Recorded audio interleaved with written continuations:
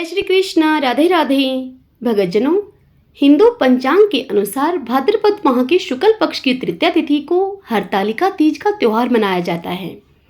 इस दिन मां गौरा और भगवान शिव जी की विधि पूर्वक पूजा की जाती है। ये व्रत सुहागिन महिलाओं के द्वारा सुख सौभाग्य की कामना के लिए रखा जाता है। वहीं पर कुंवारी लड़कियां भी इस व्रत को अच्छे वर की कामना के लिए करती हैं। ये व्रत निर्जला होता है। इस दिन व्रत रखने वाली महिलाएं करवा चौथ की ही तरह शाम को चंद्रोदय होने के बाद चंद्रमा को अर्घ देकर अपना व्रत खोलती हैं। धार्मिक मान्यता है कि इस व्रत को करने से वैवाहिक जीवन सुखमय रहता है और पति पत्नी के बीच आपसी तालमेल, आपसी प्रेम बढ़ता है।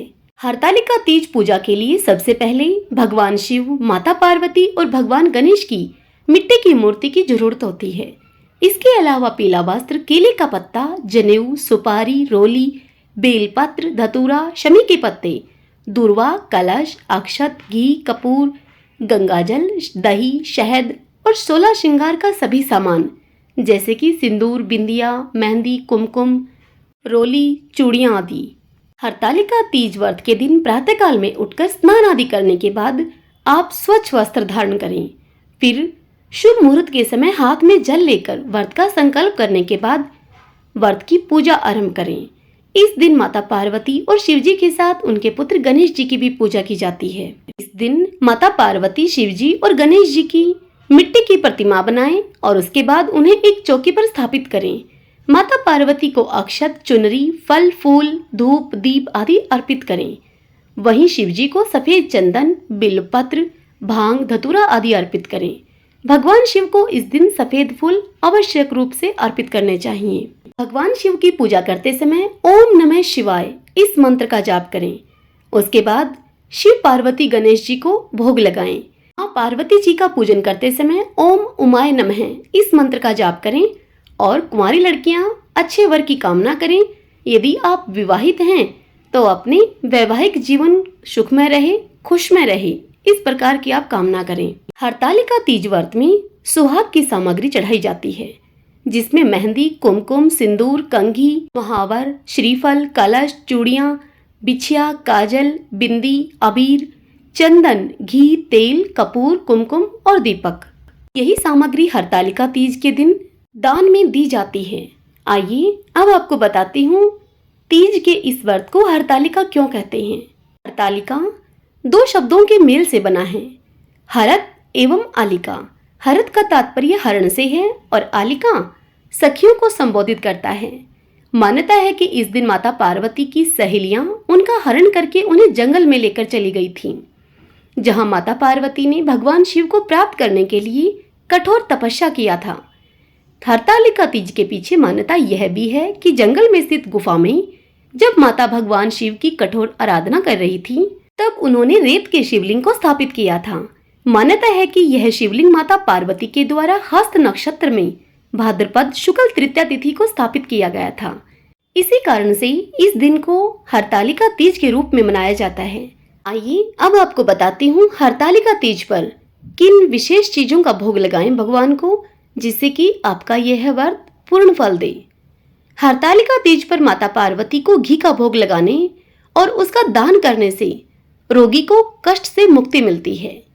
वैवाहिक जीवन में प्यार बना रहे, इसके लिए हरतालिका तीज के दिन माता पार्वती को खीर का भोग लगाया जाता है। हरतालिका तीज व्रत भगवान शिव और माता पार्वती के पुनर्मिलन के उपलक्ष्य में मनाया जाता है। मान्यता के अनुसार माता पार्वती ने भगवान भोलेनाथ को पति के रूप में पाने के लिए कठोर तप किया था। इस दौरान भाद्रपद में शुक्ल पक्ष की तृतीया के दिन हस्त नक्षत्र में माता पार्वती ने रेत से शिवलिंग का निर्माण किया और भोलेनाथ की आराधना में मगन होकर रात्रि भर जागरण किया, जिससे कि माता पार्वती के कठोर तप को देखकर भगवान शिव ने उन्हें अपने वामंग, उन्हें अपनी पत्नी के रूप में स्वीकार किया। हरतालिका व्रत को निर्जला रखा जाता है, इसलिए इसे सभी व्रतों में से कठिन मानते हैं। इस अवसर पर सुहागिन महिलाएं और कुंवारी कन्याएं माता पार्वती, भगवान शिव और गणेश जी की विधि विधान से पूजा करती हैं। सुहागिन महिलाएं सुखी दाम्पत्य जीवन और पति की लंबी आयु के लिए निर्जला व्रत रखेंगी। वहीं पर कुंवारी कन्याएं, कुंवारी युवतियां मनचाहे वर के लिए यह व्रत रखती हैं। इस व्रत में फलाहार का सेवन तो दूर, सुहागिन महिलाएं जल तक का सेवन भी नहीं करती हैं। व्रत के दूसरे दिन स्नान पूजन करने के बाद व्रत का पारण किया जाता है। हरतालिका तीज पूजा के समय माता पार्वती को चढ़ाई गई सुहाग की पिटारी अगले दिन सास के चरण स्पर्श कराकर किसी ब्राह्मणी को दान में दे देनी चाहिए। हरतालिका तीज के दिन माता पार्वती की खूब मन और भाव के साथ आरती उतारें और उन्हें सिंदूर चढ़ाएं, हलवे और ककड़ी का भोग भी लगाएं। आइए अब हरतालिका व्रत की हम कथा सुनते हैं।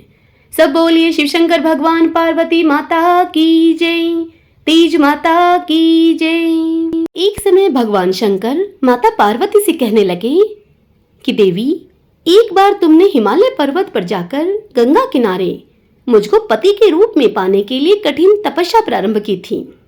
उसी घोर तपस्या के समय नारद जी हिमालय के पास गए और उनसे कहा कि विष्णु भगवान आपकी कन्या के साथ विवाह करना चाहते हैं। नारद जी की बनावटी बात को तुम्हारे पिता ने स्वीकार कर लिया।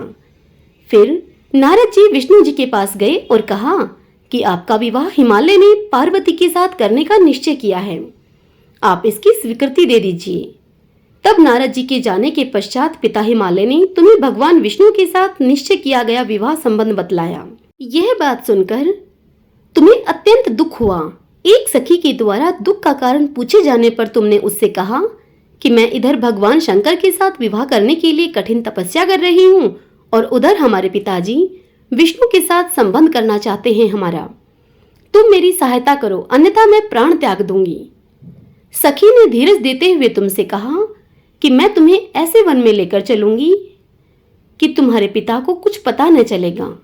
हे देवी पार्वती, इस प्रकार तुम अपनी सखी की सम्मति से घने जंगल में चली गई। उधर तुम्हारे पिता हिमालय ने घर में इधर उधर खोजने पर तुम्हें उन्होंने नहीं पाया तो वह बहुत चिंतित हुए, क्योंकि नारद ने विष्णु के साथ विवाह करना मान लिया था। वचन भंग की चिंता ने तुम्हारे पिता को मूर्छित कर दिया। अब सभी पर्वतराज यह तथ्य जानकर तुम्हारी खोज में निकल गए। उधर सखी सहित तुम सरिता के किनारे की एक गुफा में मेरे नाम पर तपस्या करने लगी। भाद्रपद शुक्ल तृतीया को उपवास रखकर तुमने शिक्ता का शिवलिंग संस्थापित करके पूजन तथा रात्रि जागरण भी किया। तुम्हारे इस कठिन तप व्रत के कारण मुझे तुरंत तुम्हारे पूजन स्थल पर आना पड़ा।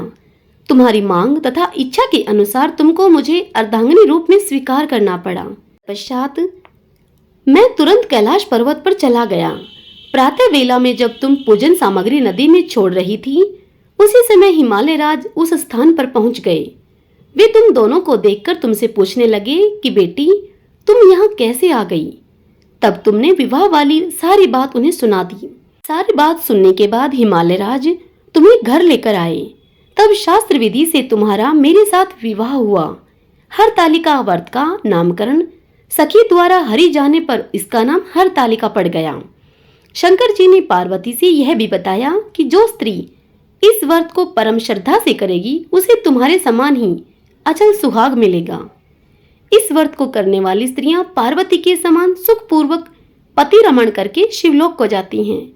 सब बोलिए शिव शंकर भगवान पार्वती माता की जय, तीज माता की जय। जनों, यदि कथा आपको सुनना मेरे द्वारा पसंद आया हो तो इस वीडियो को लाइक कीजिए और इस चैनल को सब्सक्राइब कीजिए। बेल आइकन वाला बटन भी दबा लीजिएगा ताकि आपको आने वाले नए वीडियोस की सभी जानकारी सबसे पहले मिल सके। और कमेंट बॉक्स में तीज माता की जय लिखिएगा। जय श्री कृष्णा, राधे राधे।